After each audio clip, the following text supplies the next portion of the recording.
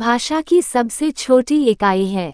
ए शब्द, बी व्यंजन, सी स्वर, डी वर्ण।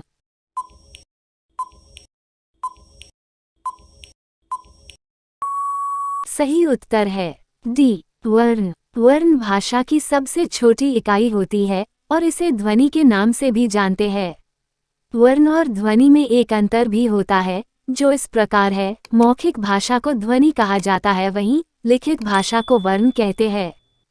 वर्णमाला कहते हैं ए शब्दों के समूह को, बी वर्णों के संकलन को, सी शब्द गणना को, डी वर्णों के व्यवस्थित समूह को।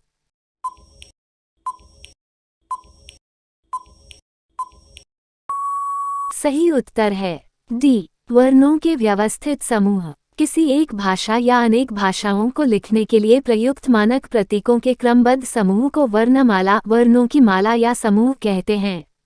उदाहरण के लिए देवनागरी की वर्णमाला में आ ई उ री ए ओ आ क ख ग घ ग च छ ज झ न्य ट ठ ड ध न त थ द ध न प फ ब भ म य र ल व को देवनागरी वर्णमाला कहते हैं और ABCD से लेकर Z तक को रोमन वर्णमाला कहते हैं। निम्न में से कंठ्य ध्वनियां कौन सी है? ए क ख, बी य र, सी च ज, डी ट अन।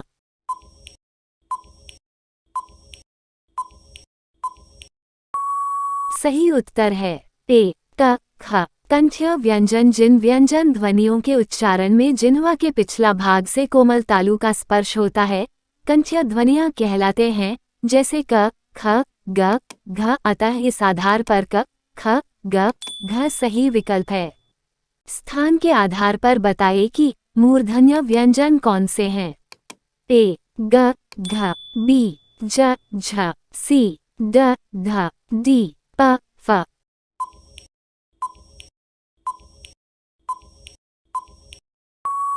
सही उत्तर है सी ड ध। मूर्धन्य व्यंजन ऐसे किरीट व्यंजन यानी जिह्वा के लचीले के सामने के हिस्से से उच्चारित होते हैं जो जिह्वा द्वारा वत्स्य कटक और कठोर तालु के बीच उच्चारित होते हैं। इनमें ट थ ड ध र अर और अन शामिल हैं। निम्नलिखित में से अल्पप्राण वर्ण कौन से हैं? ए आ, बी क ग, सी थ ध, डी फ भ।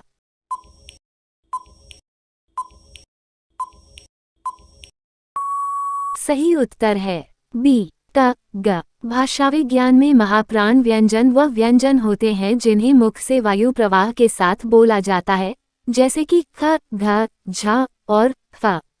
इनकी संख्या 15 होती है। अल्पप्राण व्यंजन वह व्यंजन होते हैं जिन्हें बहुत कम वायु प्रवाह से बोला जाता है, जैसे कि क ग ज और प। इनकी संख्या 20 होती है। निम्न में से नासिक्या व्यंजन कौन सा है? ए मूर्धन्य श, बी न्य, सी ग, डी ज।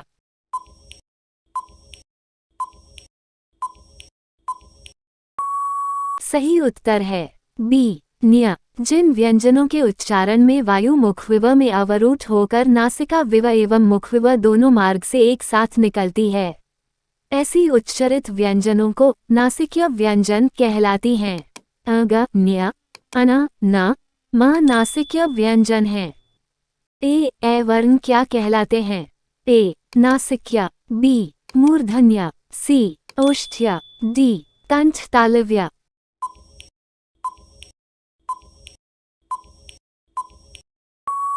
सही उत्तर है डी कंठ तालव्य। जिन वर्णों का उच्चारण स्थान कंठ एवं तालु से संयुक्त रूप से हो उन्हें कंठ तालव्य वर्ण कहते हैं, जो ए एवं ए है।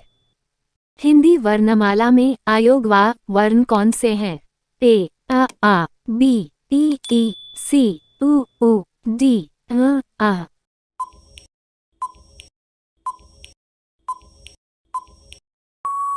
सही उत्तर है डी आ।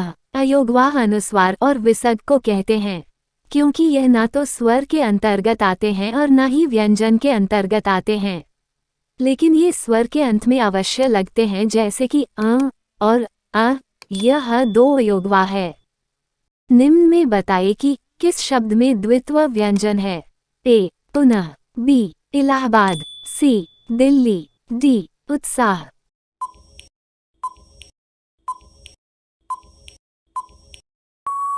सही उत्तर है सी दिल्ली। दिल्ली शब्द में द्वित्व व्यंजन है क्योंकि इस शब्द में ल वर्ण की पुनरावृत्ति हुई है। जब दो समान व्यंजन एक साथ प्रयोग में लाए जाते हैं उन्हें द्वित्व व्यंजन कहते हैं। द्वित्व व्यंजन में पहला व्यंजन स्वर रहित होता है व दूसरा व्यंजन स्वर सहित होता है।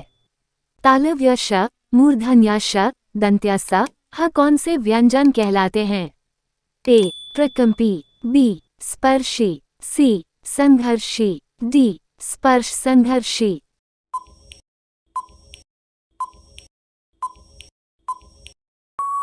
सही उत्तर है सी संघर्षी। जिन व्यंजनों की उच्चारण में वायु संघर्ष पूर्वक निकला हो उसे संघर्षी व्यंजन कहा जाता है।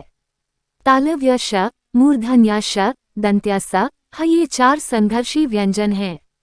और जिन व्यंजनों का उच्चारण करते समय प्राणवायु बिना किसी संघर्ष के मुख से बाहर निकल जाती हो उन्हें संघर्षहीन व्यंजन कहते हैं।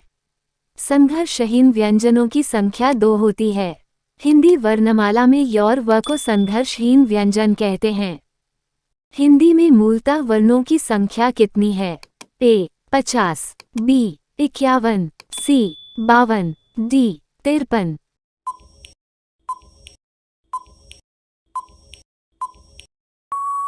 सही उत्तर है सी 52। हिंदी में मूलतः 52 वर्ण हैं, जिसमें 11 स्वर हैं, 2 अयोगवाह हैं, 35 व्यंजन हैं और 4 संयुक्त व्यंजन हैं।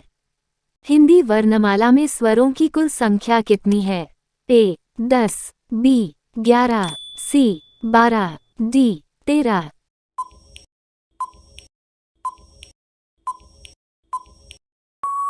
सही उत्तर है बी 11। हिंदी में स्वरों की कुल संख्या 11 है, जिनमें 4 स्वर अ, ई, उ, री, मूल स्वर या ह्रस्व स्वर कहलाते हैं जिनके बोलने में कम समय लगता है।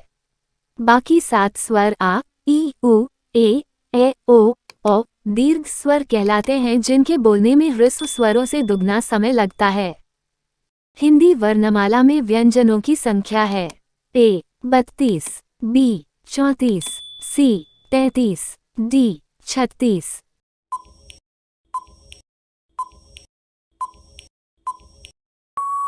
सही उत्तर है सी 33।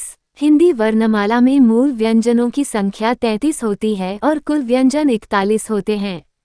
33 व्यंजनों में जब आगत व्यंजन, द्विगुण व्यंजन और संयुक्त व्यंजन को शामिल कर लिया जाता है तो व्यंजनों की कुल संख्या 41 हो जाती है। निम्न में से कौन सा घोष वर्ण है? ए ख, बी च, सी म, डी थ।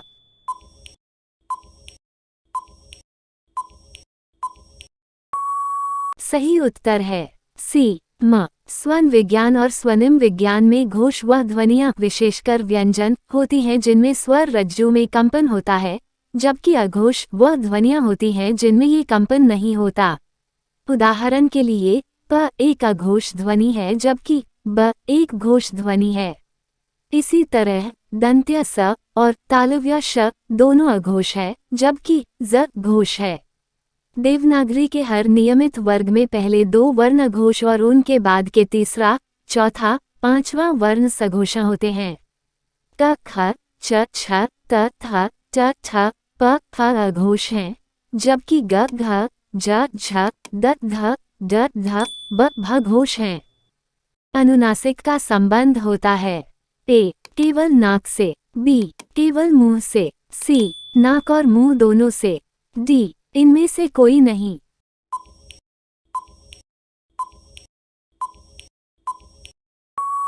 सही उत्तर है सी नाक और मुंह से। जिन स्वरों के उच्चारण में मुख के साथ साथ नासिका की भी सहायता लेनी पड़ती है, अर्थात जिन स्वरों का उच्चारण मुख और नासिका दोनों से किया जाता है वे अनुनासिक कहलाते हैं। हंसना, आंख, ऊंट, मैं, सरसों, परसों आदि में चंद्र बिंदु या केवल बिंदु आया है वह अनुनासिक है। भाषा निर्माण की इकाइयों का सही अनुक्रम है ए शब्द, ध्वनि, वाक्य पद, बी शब्द वाक्य ध्वनि पद, सी पद वाक्य ध्वनि शब्द, डी ध्वनि शब्द पद वाक्य।